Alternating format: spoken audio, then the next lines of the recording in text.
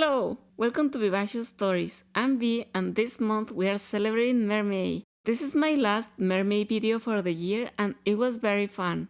Today's book is When the Tides Held the Moon by Venessa Vida Kelley. It is a 456-page queer historical romantasy about a Puerto Rican man that gets roped into helping to kidnap a merman and then gets a job with the circus, befriends the performers, and falls in love with said merman. This was one of my most anticipated reads since I saw this book on NetGalley, so I kept an eye on my library, calculated when it would be available for placing a hold, and I was able to be fifth in line. So I got it a month after it came out, ready for Mermaid. I was so happy. I really wanted to like this book. I wanted any excuse to buy it physically because it is gorgeous. It has been illustrated by the author and the art is beautiful, which is why I'm sad that this book just wasn't for me. This book was so exhausting and it completely drained my battery. It was so long, but it felt like nothing was happening. Before we start, let me say that this isn't a video about the book being bad. It wasn't for me, but that doesn't mean it's bad or that it can't be for you. I don't have an Instagram or TikTok, and I left Twitter because it's an evil place run by an evil man, which means I don't see many advertisements for books. I mostly see what's around NetGalley and my library. After finishing this book, I looked up more stuff about it and ran into the advertisement with the tropes listed, and one of them was fated mates. This is one of my most despised tropes, on par with reincarnated lovers. I avoid it because I know myself and I know that there is little to no way I will ever enjoy a story with those tropes. Had I known this about the book beforehand, I would have never picked it up, but that is far from my only issue with it. I'm going to try to have this section well organized because what I disliked was so extensive. I will call the people from the US Americans here because it will be easier, but it is against my will because America is a continent. First, let me say I will call the main character Benigno because while Benny is a perfectly good nickname for Benigno, the narrative sort of tied it to racism by saying it was a name he had to use because it was easy to say for the Americans and that he didn't like it. So I will feel terrible for calling him Benny and not Benigno. The racism was so prevalent in the book that it was exhausting. I do believe overcoming racism should have been on that trope sheet. There is nothing wrong with this, but as a Mexican immigrant in the US in the year 2025, I have no desire to read books like this, and I wish I'd known it was such a big part of it because books are my escape precisely from this.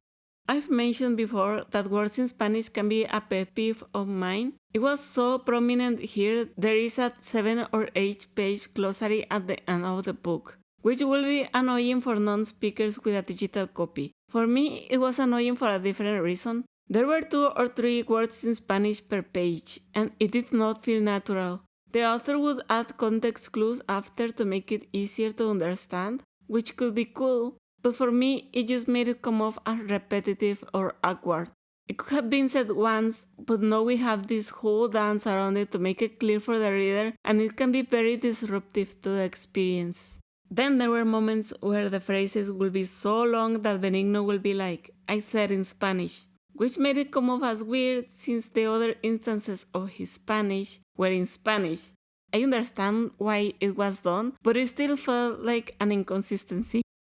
It took me a little past half the book to pinpoint why Benigno was bothering me so much. It felt like his character had no desires, no goals, nothing to strive for. He was supposed to be aiming to free Rio, but even then, it didn't come through much since he was procrastinating on that until Rio was literally dying. He just felt adrift, going with the current. Things were happening to him and he felt powerless, but not because of his place in the world. He just felt devoid of anything, empty but for the anger at his condition and maybe the love for Rio. He felt so defeated and it didn't change by the end. I know the currents of fate were part of the book, but he really felt carried by them. The romance too felt like it was carried by their fated mate status, together because fate says so and nothing more.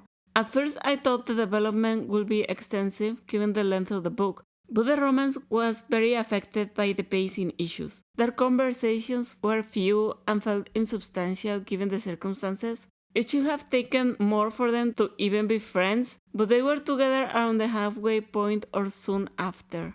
I felt the romance depended too much on them being isolated. Even before being kidnapped, Rio had been alone with his mom for a long time. And Benigno was getting racism from every direction, so he had no relationship. At the end of the book, I learned Benigno is a homoromantic demisexual, and the romance made even less sense to me. As a demisexual myself, I would have thought they will need to develop a deeper connection than they actually did, have more conversations or go through more things together. It felt like fate was isolating them and interfering with their sexualities in order to force them to be together, and that is not something I look forward to in a romance. Ultimately, I think that's why the fated mates trope was used, because otherwise the romance will not stand. It needs that extra leg for support because the plot threads and the pacing weren't well balanced. I think most of my issues with the romance, character, and pacing show in a scene with Emmett, a gay man that had been antagonistic towards Benigno. Benigno tells him everything because Rio is dying due to the captivity of being made to perform. Emmett immediately comes up with a plan to free him, gets everyone together, and even has the perfect people to frame for it. Had Emmett been the main character, this book would have been some 150 pages shorter. Benigno took so long to help Rio despite claiming to love him and promising to free him, and Emmett set up everything just like that. I think that is something that the main character should have done for himself. It would have shown he finally had the real drive to do something. It did help with the found family aspect, and Benigno was an important part of the rescue. But I feel this moment belonged to his character, not a minor one that had been a jerk to him until then. Now that I'm on the characters, I felt there were too many of them to develop them properly. Most of them showed up sporadically, had a moment with Benigno where they told him their tragic backstories, and then showed out sporadically again. I couldn't tell you how well most of these were done, though it reminded me of those TV episodes that try to teach you about different types of minorities or societal issues. There were two stories I found had some odd writing choices. The first one is Emmett and Eli, who are introduced as twins doing a conjoined twins fake ad. The description is vague, just that in the dim lamplight they look like two of the same person. So I thought, identical twins, and pictured them as that from then on. Spoilers, they were not identical, they were not twins, they were not even siblings, they were lovers. And honestly, it was a bit of a jump scare. Like, it was weird, but eventually fine. I just thought it was a wild choice to have us picture them as siblings, only to reveal they were lovers. What I didn't find okay was Lulu, the fat lady that wants to add a little something to the act and be a bearded lady. I've mentioned my PCOS before, so this was just jarring. I don't understand the choices that went on here. She was very upset because she had to wear a fake beard and would be so ugly. I could understand being upset because you have to grow a beard for the act, because it's scary. People do not react well to ladies with beards, and you will have to have it outside the act too. And it would be asking her to put up with even more abuse of all kinds. It would be understandable to be upset then. So the fact that it's a fake beard and she's sad because she will be ugly was... I don't even know how to describe what it was, just not cool. And then Benigno tries to console her by saying, "You're so pretty, a beard won't change that," comparing her in his mind positively to Sonia, which I found unnecessary, but we'll talk about her later. And then telling her a story that boiled down to, what's it matter what people say as long as the person you love still wants to you? And I was like, honeybee, that is not the encouragement you think it is. What the I just felt like the author was going another way to be inclusive and proper, and then when it came to bearded ladies, the effort was minimum and them. I think I may also not feel so strongly about it if Benigno's story was not about how much racism and what others think of him affected him so much. What other people think is very important when they are inflicting violence on you and go unpunished for it. I get where she's coming from. I understand why the character would be upset. I just felt we were all thrown under the bus here. I don't understand the writer's choice of going for this instead of having a genuine bearded lady. I don't want to go too deep into it, but there were places where small hints of what might be the author's prejudices peeked through in regards to women and fat or white people. And like I said, it wouldn't bother me as much if the story wasn't exactly about that. Moving on, there was a phrase used in the book, and it was the proper translation, but it did not sit well with me. It is mostly because, in my experience, it is a phrase used to justify abuse and keep you complacent. To quote the book, no hay mal que por bien no venga, which was a time-worn proverb for saying every cloud has a silver lining, hurricanes notwithstanding. Okay, I disagree heavily with this. I checked the definition of silver linings. It means that even in difficult times, you can find something good, something that will give you hope, which I think is good and helps you to survive. No hay mal que por bien no venga translates as there is nothing bad through which good doesn't come. But I feel even that gives it a different meaning. How I experience the phrase used, it means that everything bad that happened for a good reason, because something good was going to come of it. And in my experience, it is most often used to justify abuse and tell you should be grateful for it. Be glad of the harm they caused you, because in the end, you became stronger or moved on to better things. Don't complain if something bad is happening. Something good will surely come of it, so shut up and take it. And I hope that it will be a throwaway comment, but that belief felt present for the whole book. Even at the end, that I think it was one of the themes. It just didn't sit well with me. Perhaps people with better experiences can enjoy it. It is the correct use, and I know some people can use it properly. I've just never seen it happen. What I've seen is people try to dismiss you and keep you quiet with that phrase. One of the things that bothered me most was the treatment of Sonia. I will call her Sonia because that is what we know her as for most of the book. She is a performer at the circus and one of the best characters of the book. But there were some choices made with her that I wish had been different. I saw no purpose to the side plot of her being interested in Benigno and forcing a kiss on him, getting rejected and then betraying him. I thought, given what was going on with her, that she had enough motivation to betray Benigno at that moment in the story, even if all she felt for him was friendship. Her story could have stayed the same if she had felt nothing more than friendship. I feel the time spent on the side plot could have been used better on deepening the romance between Benigno and Rio, but we'll talk more about why it bothers me so much in the fanfic section. Some smaller things that bothered me were that Benigno never properly apologized to Eli for being homophobic, and that the circus setting was so boring. You'd think that it'd be interesting, but no. Zero Greatest Showman vibes. Some neutral thoughts now.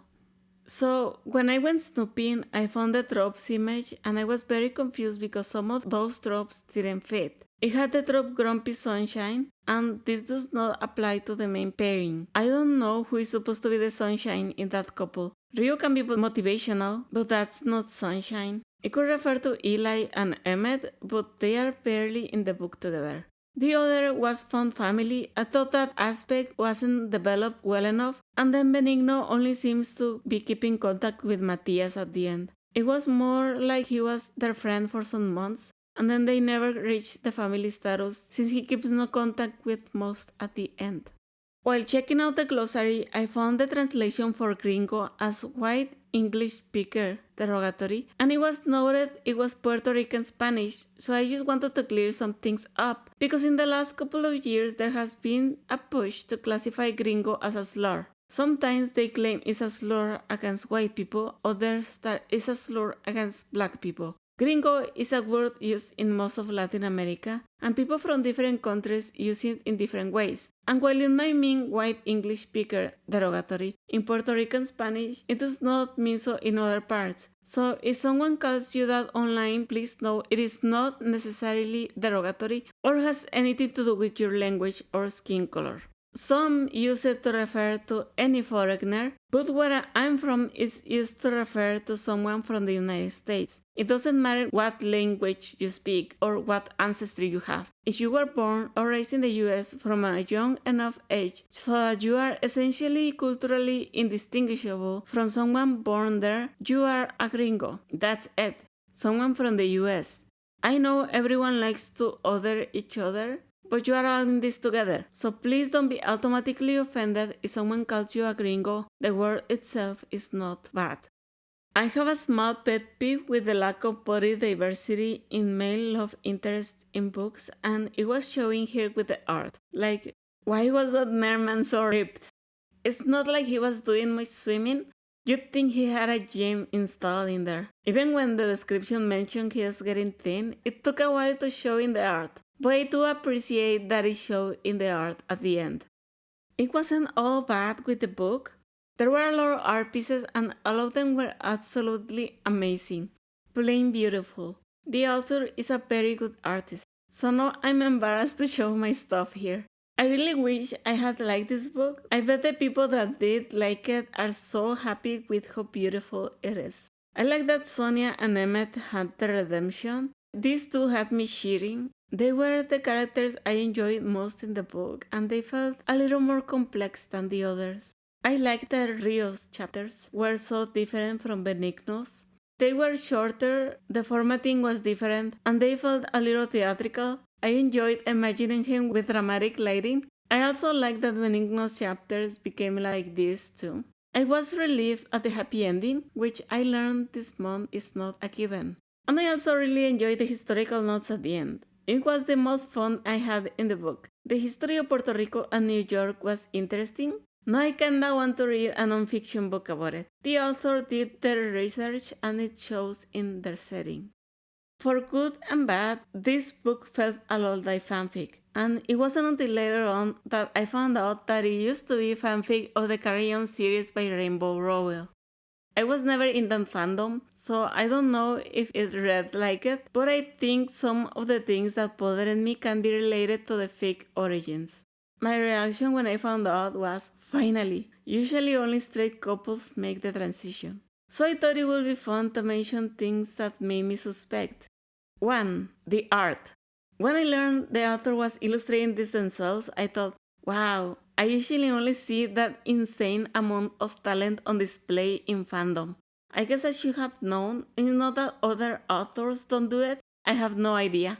But I have only ever encountered it in fandom. 2. The pacing. The pacing was so slow at the start that it reminded me of those 600k fanfics that are amazing and go very in deep into the character issues, but that have a very slow beginning that lasts for 80k and drags on reread. Only this is a published book and nowhere near that long, and also doesn't go that deep. In the fics I'm thinking of, it will be a slow burn that took me a week to read and left me emotionally destroyed in the best ways. 3. The premise itself. When I read the premise, I was so happy because until this month, most of the mermaid stories I had read had been in fandom. This type of AU is very popular there, but I don't think it's been a trend in publishing. Even this month when I went out of my way to get merfolk human stories, they were very few. 4. The treatment of Sonia, which makes more sense once you know. So I'm going to approach this as a fic writer and reader. I think most of us do this unless you plan to pull to publish from the start. But when we start outlining the fic or writing it, we take into account the personalities and relationships of the characters to fit them into this new alternate universe. Otherwise, it will be something terribly out of character. So when you change it in order to publish it, some of it will remain, and I think that's what happened with Sonia's storyline. Through the book, I found myself often annoyed and rolling my eyes at her storyline. I didn't like that they went with the gifted woman that betrays or harms the gay couple because she is jealous angle. It is such a common trope, and more often than not, it reeks of misogyny.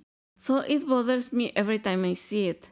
Not accusing the author, fanfic has just left me jaded. It all made sense when I learned this is Carry On fanfic because in that book, Simon Snow had an ex-girlfriend that he was trying to get back with. So in an AU, it makes sense that this will be her storyline. I don't know if the first kiss was in the original fic, but it wouldn't surprise me because female characters that get beat in the mateship tend to get unfavorable portrayals in fanworks. It used to be more common back in the day, but it still happens. Forgive me if it happens in canon at some point. I only read the first book once and it was years ago. I really do think we could have kept most of her character and story without this. She could have been given other problematic traits. It was just very uncomfortable to read.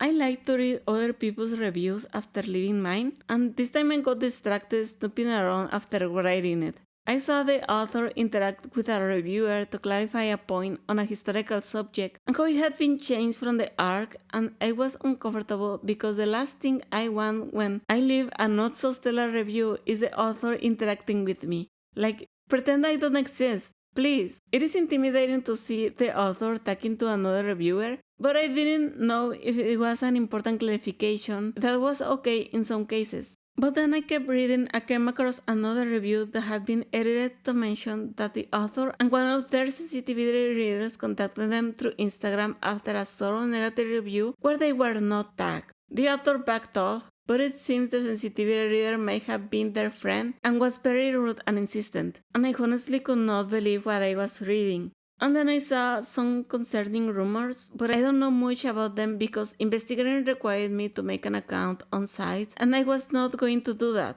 I don't know if the rumors are true, but seeing the author in the comments makes me have doubts, and that's bad. For the record, I don't think the author was being malicious, but that it was an old habit that stems from fandom. I feel like I have to show my credentials to even have an opinion because fandom people can be gatekeepy. So here we go. I have been in fandom for many years, probably more than I should. I was a kid that barely knew English, but I was there when Bolt Through and Strike Through happened. I didn't know what was going on, I only knew that everything was gone and I was devastated. I checked and it's been almost 20 years. AO3 wasn't even a thing yet. Where has time gone? Through the years, I've been a reader, a writer, and occasionally an artist. The only one I do fairly well is reading. I have published over a dozen fics, which isn't much, but I only post once I complete them. And I accidentally insulted writers because English isn't my first language and there was a misunderstanding. Sometimes English has phrases that sound like praise and are actually insults for some reason. And fandom spaces have changed a lot through the years, and it's like you have to keep reteaching history and fandom etiquette to people and more join every day. And sometimes it's tiring and annoying. But just like we don't like it when there's a breach of fandom etiquette, like leaving mean comments on a fic, insulting the author for things that were clearly tagged, or adding a fic to Goodreads, we have to respect published book etiquette. When someone leaves a bad comment on your fic, no one will blame you for responding to that person since it goes straight to your inbox. Or if someone does it in a fic or your friend or favorite writer because they chose to be rude instead of just leaving. We are mostly on an even footing in fandom and tend to have the love of the original IP in common. Things are not the same when it comes to books. A negative review on Goodreads is not the same as a bad comment under your fic. The comment is meant for you, the review is not. The review is meant for other reviewers, for us to decide if we pick that book or not, because not all of us are okay with wasting money or time. A fic is free and I can close the tab if I don't like it. The book is an expense. Even if I get it from a library, I feel guilty DNFing because they only have a set number of copies before they have to rebuy the digital copy again. You're gonna keep the same mindset as a published author that you did when you were publishing fanfic. Just as we expect book readers to learn the etiquette and behave appropriately when they come to fandom spaces, we need to do the same when we transition into their spaces. It is very important now that so much fic is getting published. And I say this as a fanfic writer, some of us can develop very thin skin when it comes to unsolicited criticism of our writing, because it is a big no-no in our spaces. Like, did I ask? Go somewhere else if you don't like it. It's free, it's fun, and it's an act of love. I don't have to go great with stress to fit your writing standards. And while you might receive some constructive criticism from a beta or a friend, they usually aren't as harsh as reviewers can be. Some make a sport of being horrible and rude and dragging you for the entertainment of others. And you will rarely be blamed for being rude right back to a person in your comment section, but if you are planning to move into publishing, you have to develop a thicker skin or understand that you are not going to be able to go into the comment section and explain your thought process or clear misunderstandings or try to change someone's mind. Because honestly, if this happened to me, I would think the author went out of their way to intimidate me or harass me. It is scary, and even more so if you know the stories of authors outright stalking or attacking people because of a bad review. I don't know if the sensitivity reader was a fandom friend or not, but that is also something that while it might be okay in fandom spaces, it is not in publishing ones. Leave reviewers alone. I think the least we can do is also learn their history and etiquette if we are going to be moving into their spaces. Also, quick note because I know not everyone knows this, there are private and public bookmarks in AO3, and as authors we can see what you write in the public bookmark, but I wouldn't recommend looking them up because some people don't know they are visible and are straight up beasts in them. Ruthless, no mercy. If you are like me and you are exhausted by the characters experiencing so much racism in the story or different languages thrown in and despise fated mates, then I would not recommend this. One of the things that interested me in the book was the comp of Shape of Water meets The Greatest Showman. I love both and I was curious because those two are very different tones. It was more Shape of Water with a kind of circus background, so I wouldn't really recommend this if you love The Greatest Showman. If you're a person of color or immigrant and enjoy those kinds of stories, they fuel you or something, I think you'd have a nice time. I saw some Puerto Ricans slighted, which is always good, so the author was probably doing something right. If you're a white person that likes reading diverse stories where characters overcome racism, or if you saw The Greatest Showman and wish it was a documentary on the horrors of P.T. Barnum, this could be for you. This could be for the majority of people. It has very good reviews. It was so hard this week, guys. It has become almost impossible to get references from Google. It is all unrelated to my search. I had so much trouble with the sketch, I wanted to cry. I went back to some art book I had around and practiced some basics, hoping it would help. And then I was so stressed that this script was 10 pages and I've been sick all month, so more issues with my voice. Plus, longer script and no problems with the art meant I wouldn't have this video ready for the end of May. And the stress of missing a deadline drove me to drinking. I drank half a glass of wine. And that relaxed me and allowed me to remember conversations I had with my therapist about obsessing with my self-imposed deadlines that only I know about and how it's okay to break them sometimes. So I relaxed for 2 days, did some reading, and then went back to it and it flowed so much better. Changed the pose a little bit, stopped worrying if Sonia's attire fit the book or was historically accurate, and recorded the 10 pages of this script for whenever it is ready. My throat is in so much pain though. I love Mermaid because it always gives me a burst of energy. I was happy to reach my goal of updating once a week. I wanted to do Unicorn for June, but I couldn't find many unicorn books. It would be cool to do dragon books in August during Smuggles. Now that it's the end of Mermaid, my energy is gone, the time advantage I had is gone, and while this is fun, I've learned weekly updates are not for me because this video is mega long and I'm not ready for that yet. I want to spend time with my family again and maybe play that new Room Factory game. That was all for today and for Mermaid 2025. I hope to see you soon and that you enjoyed us. If you did, don't forget to like and subscribe and have a merry mermaid. Bye!